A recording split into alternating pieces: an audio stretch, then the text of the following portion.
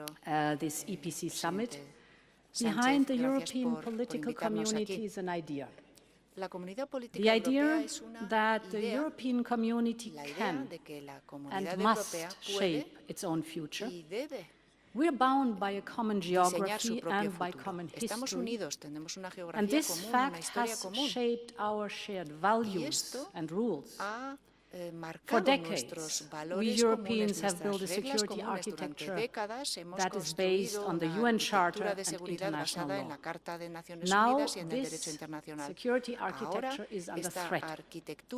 A permanent member of the UN Security Council has launched an attack on its peaceful neighbor, and this attack goes on since 588 days. It is our obligation that Ukraine prevails and not the right of fight. It is our obligation that the European security architecture is re-established, so that on this continent all Europeans can live in peace and freedom.